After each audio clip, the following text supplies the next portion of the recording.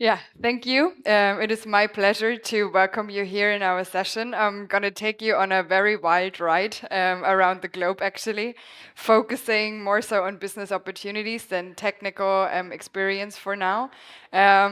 We will cover everything from Mexico to Singapore to India and whatever you name it. So that's why I have a few notes here with statistics in case they don't come to mind immediately. So bear with me on that. Shaping the future. We have heard about it today again and again. Europe really needs to come back on the driver's seat instead of following the US, trying to mimic what's happening there. So I think for us, it's really instrumental to define niches where we can really land on the market and then being very strategic about where we want to go, why do we want to go there, which applications do we see in which market, which support system is already there. So that's what we will focus on today. Okay, that was one too fast. Start2 Group. Very briefly, why am I here talking about this today? So Start2 Group is a company that helps startups scale around the globe. Initially, our focus were German startups, so we were focused on bringing them to Silicon Valley, to Asia, etc. So you name it. But by now, we have 3 legal entities: one in Asia, one in the US, and one over here in Europe. And I'm leading our AI department in Europe, so inbound and outbound services. So startups coming to Europe, but also startups that from Europe want to leverage other markets. And with that, you will also be able to see that we focus on ecosystems around the globe and then are active partners within those ecosystems, so we can talk about investment, etc. I'm also very happy to take questions afterwards if we have time. If not, you can, catch me over coffee and ask me whatever. Or if you have an interest in a specific country or market, let me know, and I'm happy to connect you with our colleagues on site in the specific country. All right, before we begin, because I have a lot of examples with me, but I want to make sure it's also tailored to who you are. Do we have startups in the room, first and foremost? 1, 2, very good. Very happy to help you. Let me know what you're interested in. Do we have corporates? Also, you will see other corporates are investing heavily, so pick up pace. VCs, public sector, what VC, okay, and public sector. All right, so that gives me a bit of an idea who I'm having here in front of me. I know we have a virtual audience as well from academia and other places, so I try and really make sure I cover a lot of it, but as you can see, it's quite diverse already. So, context, Europe. We already heard that today. We have a few characteristics here, positive and negative, that we really have to take into account. One is the market share in AI. We do have great research, but the market share we do have on a global market is not the biggest. One of the reasons, therefore, is that we are not as well in bringing research into transfer and application. And once we do have it in form of product, our startups tend to not become that mature in global comparison, meaning we really need them to go from market to market to market, right? So it's not enough to have one client base and maybe have the DACH region. So maybe, consider other markets. And once you have that potential of scaling, that's when you really are, in a global comparison, a mature company. So, but once we have the mature companies, another problem we see is that 75% roughly of the companies we have in Europe do exit, but the buyers of those companies are not inside Europe. And that, I think, is a huge problem. We are also collaborating closely with politicians and governments in Europe to really find solutions for that. But that is tied to the last topic I want to talk about, which is we really do have a gap for late-stage investment. So that's really missing and lacking here, which is why we then often see those exits to other regions in the world. So risk capital, also after COVID, still is scarce on the market. Most VCs focus on their existing portfolios. So all the more reason for startups to really leverage what's out there and really be open to other markets. Because one way or the other, you need the data, you need to diversify. And so I think that's really worth the focus. All right. Last, before we dive in, AI knows no borders. For good, for worse, we've talked about the arms race in AI. The US that really focuses on pace when it comes to development, but on the other hand side, we do have the potential to find those niches and also leverage those and have sustainable growth, which we are focusing on here in the EU. Also, what's shown, through the AI Act, that's one of the signals that we want to have a different path in Europe, which is fine and it can be a USP, but we really do need to make sure it is a USP and it becomes a USP, because then if we try and mimic large language models from the US, it just won't add up. But again, I mean, Jonas Androulis was here last year. They are actually trying to do exactly that. They have a niche, they have a different type of client and a different type of mission. And that's what you can do as well with your companies, with your startups, and also as a VC, what you can mimic in your portfolios. So let's dive in. We will talk about places and talent, funding and investment, and market trends. And beginning with the places, Boston, for example, if we look at the Americas first, continues to be a biotech hub in the United States. Others that you have, San Francisco and San Diego, they're also investing heavily. But you do find a lot of articles right now that apparently Boston has still won the race, which is also one of the reasons why we, for example, have offices there already for 8 years, and a lot of colleagues that are actually covering life sciences from Boston, from that region. One thing that's also relevant in this case when it comes to the FDA and the EU, the FDA really right now has shorter approval times for life sciences solutions to be approved because they invested heavily in resources and staff. So compared to the EU, the waiting times right now are actually shorter in the United States. Silicon Valley, of course, they invest incredible amounts of money in AI and the AI ecosystem, but apart from that, you do have various characteristics like very close collaboration among the ecosystem players. You really do see the knowledge transfer that oftentimes you lack. In Germany, we have a lot of silo thinking still. So that's something I really want to encourage. I've been also working with SMEs in the Lake Constance region. Companies are still hesitant to work with data pooling, even if the data is anonymized. So I really want to encourage companies to make sure they look for other solutions because, for example, predictive maintenance, you need negative cases, so you can train the AI to avoid those negative cases. Most SMEs have very little negative cases, which is good for them, but little to train on for the AI, so their data pooling really makes sense. And we do see that across the globe, that players are more open to really share and work with their data in comparison to Germany. So, Sao Paulo and Mexico City. Sao Paulo, for me personally, was a surprise. I only learned a year ago that Sao Paulo is a huge fintech hub. So fintech there is really buzzing. A lot of money is being invested there, and also banks and governments are becoming clients. So that's really a place to look out for. Climate and clean energy, we will talk about that as well. All basically, rule of thumb, countries and nations and regions that are more affected by climate change tend to have more demand in the market, but not always do they have the resources to really develop the solutions themselves. So if you are in the climate clean tech sector or seeking to invest or expand your portfolio or land clients, those are really places to look out for, and there's oftentimes even some financial support. And lastly, Santiago de Chile, or Chile in general, we have a client there, a huge construction firm. But we can actually compare it to SMEs in the industry over here in Europe when it comes to their maturity levels. But the big comparison, the mindset.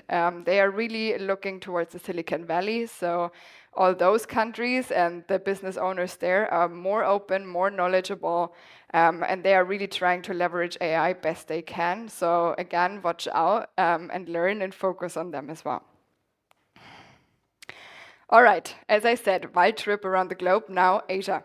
Singapore, Beijing, and Bangalore. Those are really names and places you should watch out for different reasons. As I said, I'm happy to go into detail or connect you with my partners on site. With Singapore, it's one of the hugest players in the region in terms of investment, Gen AI as well, but not only financially and not only from government side, but what you also see is on the administrative side of things, they are having expedited processes for patents, so they're really supporting the research, but also bringing speed into the application of those solutions. Beijing again, maybe that's not a surprise, facial recognition, deep learning. So there are various industry focus and fields of application there. So if you're planning to invest in facial recognition, might be a place to visit. But apart from that, and on a serious note, of course, China is one of the big players. There are differences, of course. So the US is still stronger when it comes to research and foundational models, but China has very broad application and, of course, a huge data, access to huge data sets. But something that really is important to keep in mind, that doesn't mean that the quality of the data is always good. So what we hear from startups that are entering the Chinese market with us, of course, data is a great thing, but if you can't really use it because the data quality is not sufficient, that again will also not be an advantage. And then Bangalore, sometimes also referred to as the Silicon Valley in India, huge amounts of money flowing into the city, a very strong ecosystem. And just like I said, Bangalore does have a lot of collaboration on data. So there the players are really sharing their data sets, and you do see the transfer effects from having those collaborations. And for example, Reliance Jio is a telecommunications company, and they just formed a close partnership with NVIDIA. I saw a lot of NVIDIA people here, and they, if you have questions, you can ask them directly, but NVIDIA is investing heavily in Asia.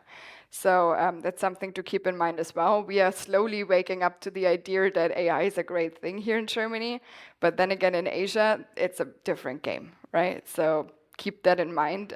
There's a second market and a lot of tendencies that other nations are already investing where we are not even trying to look right now. Talent, also an interesting topic. So I think I can read the numbers from here, so I don't need all the notes I specifically brought for you.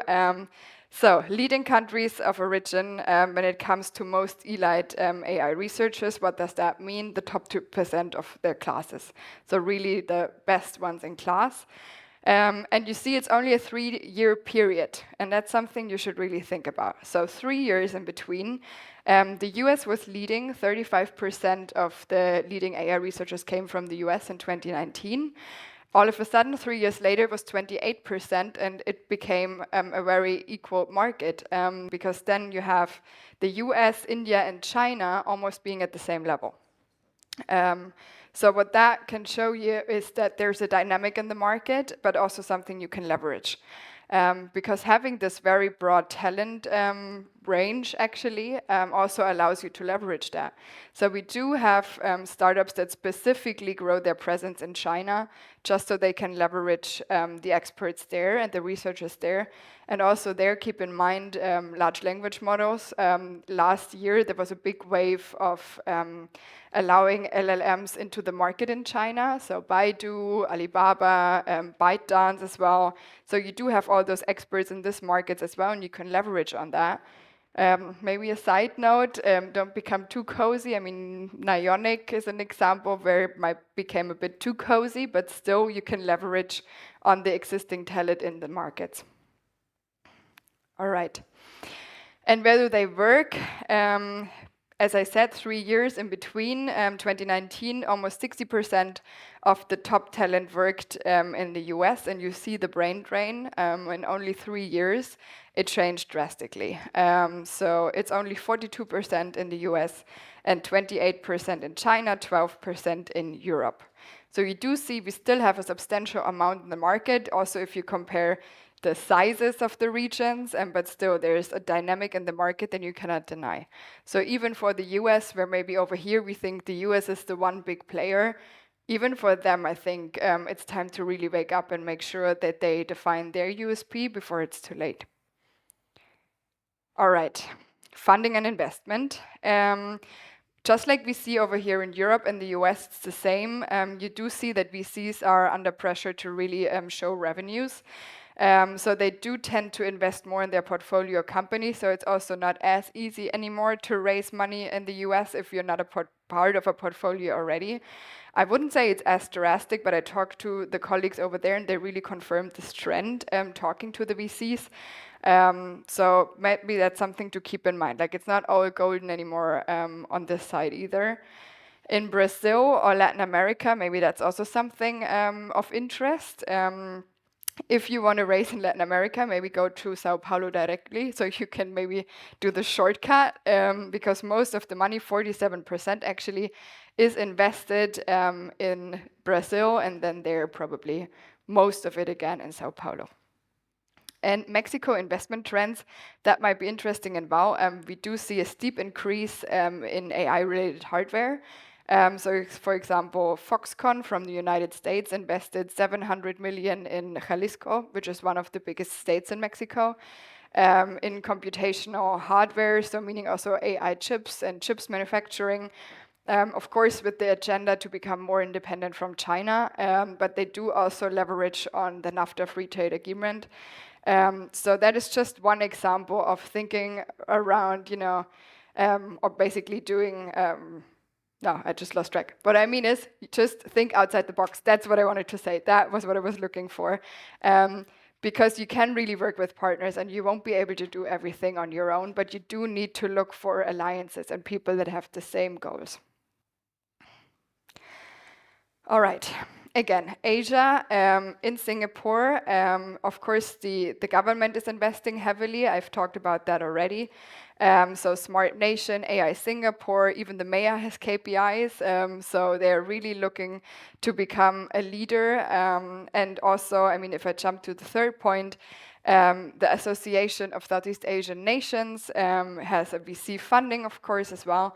And Singapore provides 60% out of this amount of money. And again, as I said, NVIDIA is investing heavily.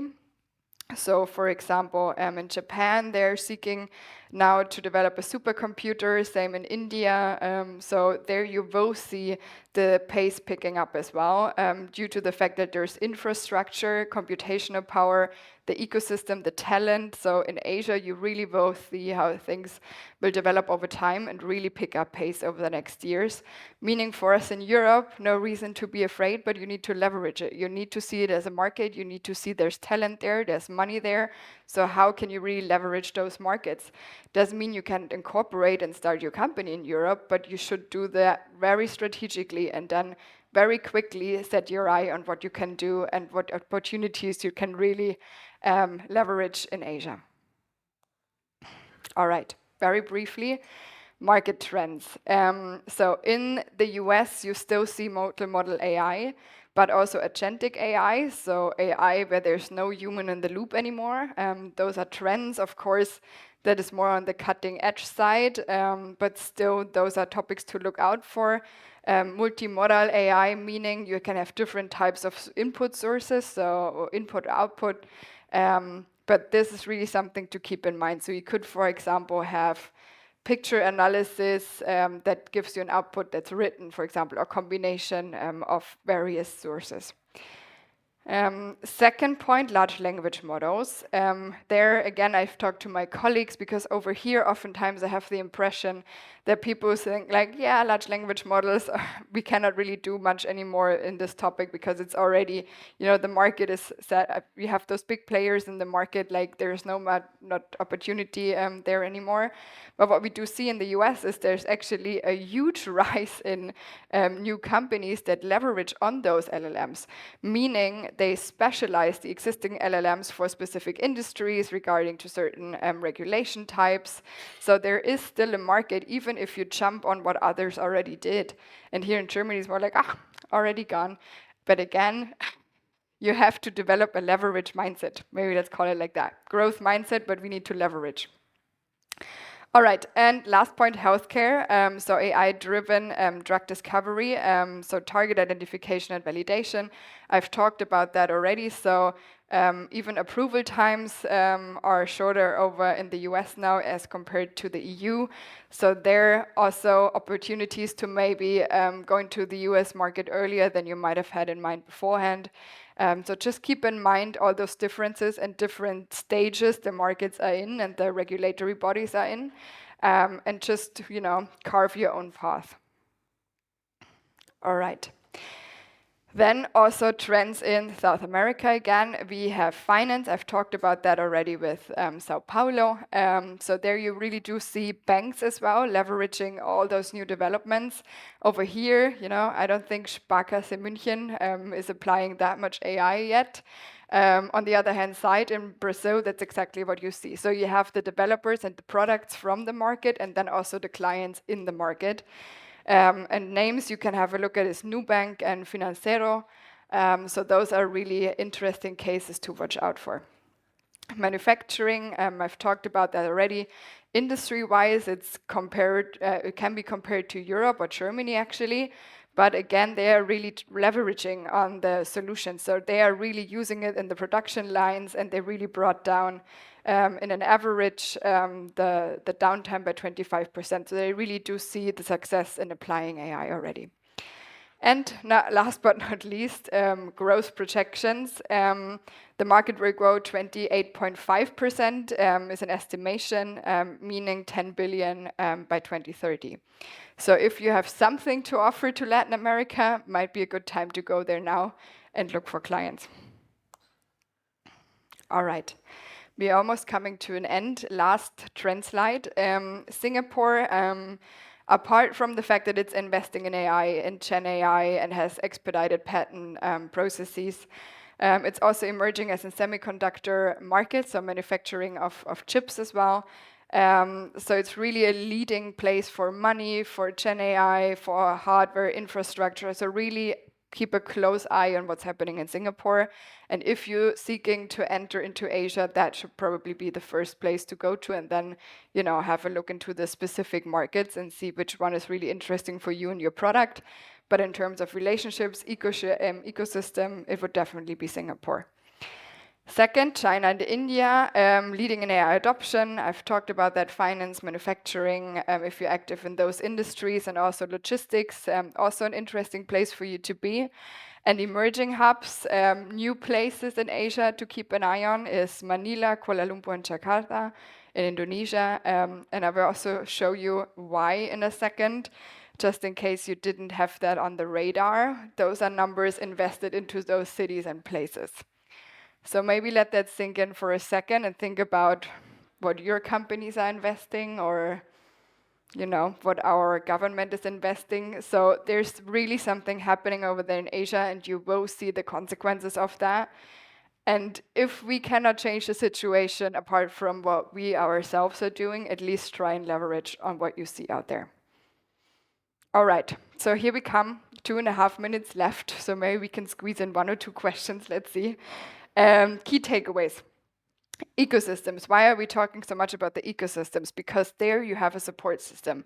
Ecosystem means there's money, there's other startups, there's knowledge in this area, there's clients. So really look out for where are ecosystems for whatever you're seeking to do. Think global.